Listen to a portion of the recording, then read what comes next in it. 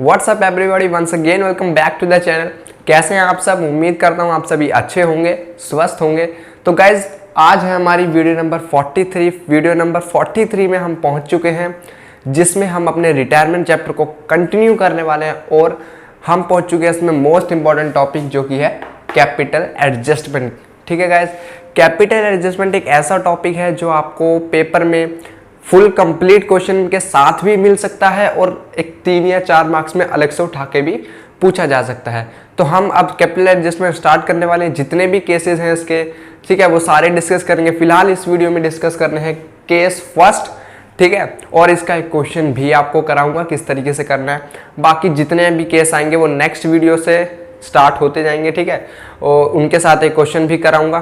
तो इस वीडियो में जो भी कैपिटल एडजस्टमेंट का केस फर्स्ट है, मतलब क्या कैपिटल एडजस्टमेंट होती है, किस तरीके से कैपिटल को निकालना जाता है, इसमें क्या एंट्रीज बनती है, वो सारी चीज़ें डिस्कस करने वाले हैं। तो कॉपी पेन लेके बैठ जाइए और जो जो इंपॉर्टेंट चीज़ मैं बताऊंगा वो लिखते रहना। Let's begin.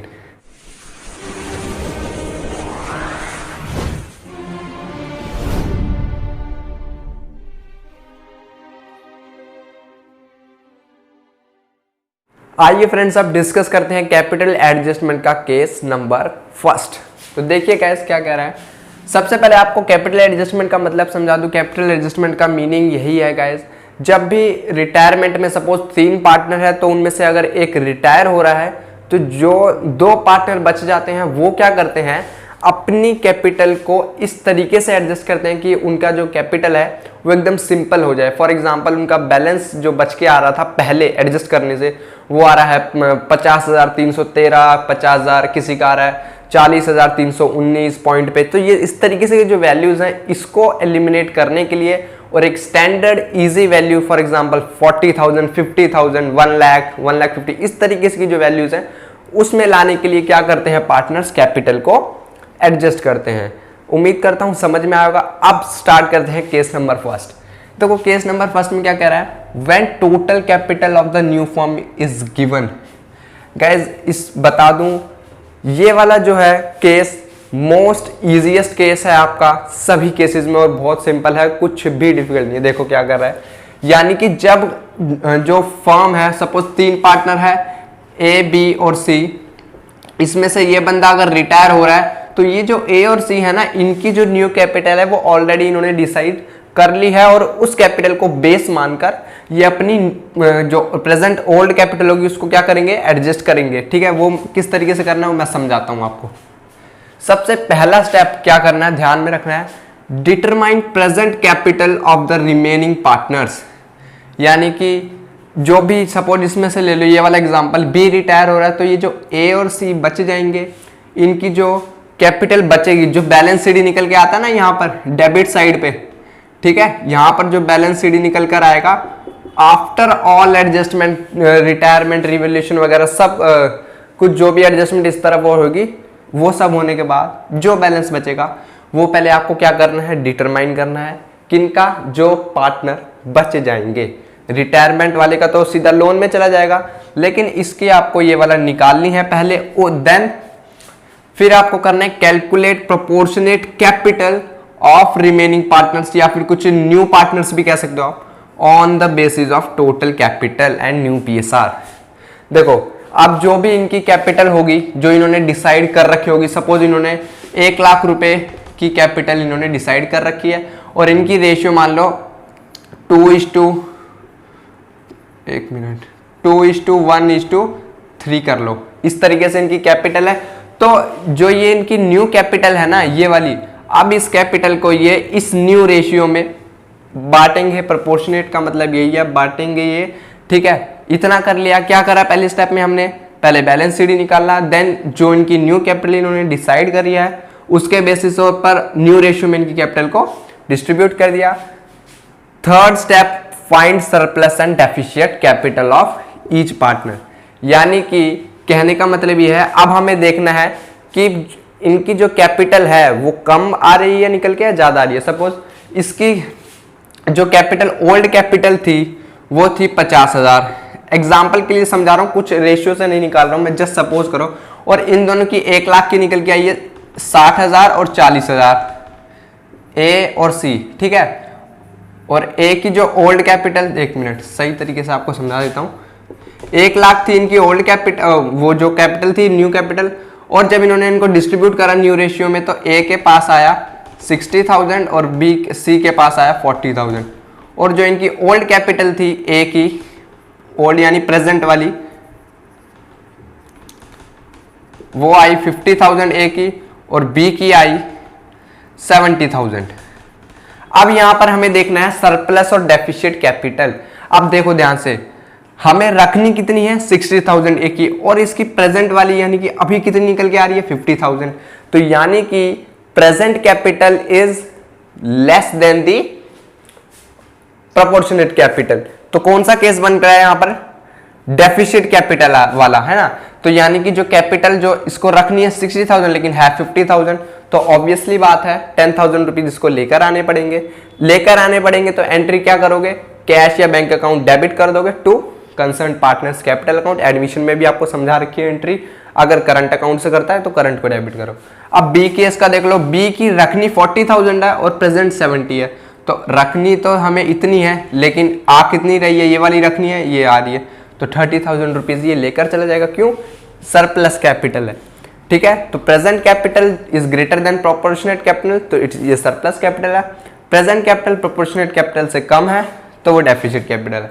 उम्मीद करता हूं समझ में आया है। अब इससे रिलेटेड एक क्वेश्चन करेंगे, ठीक है, जिसमें सिर्फ और सिर्फ यही वाला केस हो, कंप्लीट क्वेश्चन नहीं कराऊंगा, उसमें ज्यादा टाइम खर्च होने वाला है, ठीक है। मेन चीज जो समझाने वाली है वो समझाऊंगा, क्योंकि कंप्लीट क्वेश्चन मैंने आपको करवा रखा है इससे पिछली वीडियो में पूरी अच्छे से। अगर आपने नहीं देखी, डिस्क्रिप्शन में लिंक दे दूंगा और आई बटन में भी देख सकते हैं। अभी साइड हट रहा हूं, इसको नोट कर लो पहले। आइए गाइस एक क्वेश्चन करते हैं अब, ठीक है, जिसमें आपको ये वाला केस पूरा समझ में आने वाला है। देखो क्वेश्चन क्या कह रहा है, एक्स वाई एंड जेड, यहां पर क्वेश्चन लिख देता हूं आपके लिए साइड में। एक्स वाई एंड जेड तीन पार्टनर्स हैं, इनकी प्रॉफिट शेयरिंग रेशियो दे रखी है हमें 3:2:1, ये इनकी प्रॉफिट शेयरिंग रेशियो है, ठीक है। On 1 April 2009 Y retires from the firms, ये बंदा जो है ये हो गया रिटायर, ठीक है, ये रिटायर हो गया है वाई। उसके बाद कह रहा है x and Z agreed that the capital of the new firm shall be fixed at ₹2,10,000, यानी कि एक्स और जेड ने डिसाइड कर लिया कि हमारी जो टोटल कैपिटल होने वाली है वो कितनी होने वाली है। इनकी टोटल फिक्स्ड कैपिटल जो है एक्स एंड जेड की टोटल फिक्स्ड कैपिटल इन्होंने डिसाइड कर दी 2,10,000।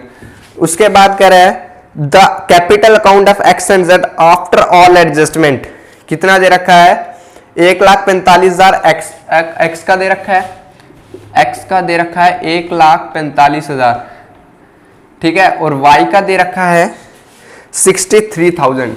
ये वो वाला कैपिटल है जो मैंने आपको प्रेजेंट कैपिटल समझाई थी स्टेप में, बैलेंस शीट जो बचता है ना आफ्टर ऑल एडजस्टमेंट, वो दे रखा है। इस तरीके से आप इसको ओल्ड कैपिटल भी कह सकते हो और न्यू कैपिटल हम यहां से निकालने वाले हैं, ठीक है। उसके बाद कह रहा है state the amount of actual cash to be brought in और to be paid by the partners, यानी कि कहने का मतलब ये है कि अब हमें निकालना है कि कौन कौन कैश लेकर आएगा, कौन लेकर जाएगा, ठीक है। सिंपल सा वो चीज निकालना है, ब्रॉट इन और कौन लेकर जा रहा है, ये हमारा क्वेश्चन है सिंपल सा। तो देखो किस तरीके से करना है। सबसे पहले टोटल फिक्स्ड कैपिटल कितनी दे रखी है, टोटल फिक्स्ड कैपिटल, देखो अगर आपको क्वेश्चन आ गया समझ तो आप वीडियो को पॉज करके पहले खुद करो क्वेश्चन और देन आंसर मैच करना मेरा, ठीक है। देखते हैं कि किस तरीके से होने वाला है। फिक्स्ड कैपिटल दे रखी है 2,10,000। अब यहां पर अगर मैं एक्स और जेड की न्यू कैपिटल निकालूं इस कैपिटल को बेस मान कर, क्योंकि ये इनकी फिक्स है, तो एक्स की न्यू कैपिटल कितनी आएगी 2,10,000 का न्यू रेशियो क्या आएगी, वाई रिटायर हो गया तो कुछ नहीं बता रखा उसके बाद, तो ओल्ड न्यू रेशियो इनकी यही हो जाएगी 3/4, ठीक है, 3/4 आएगा। ये हो गया 4×5 20, 1 0 4 दूनी 8 बच गया 2 4 5 20, 52,500 को 3 से करना, 3 0 3 5 15, 3 दूनी 6 और 1 7, 3 5 1,57,500 किसका आ रहा है, 1 मिनट, 1,57,500 तो आ गया एक्स का, और y का जो न्यू कैपिटल निकल के आ रही है y की, वो कितनी आएगी?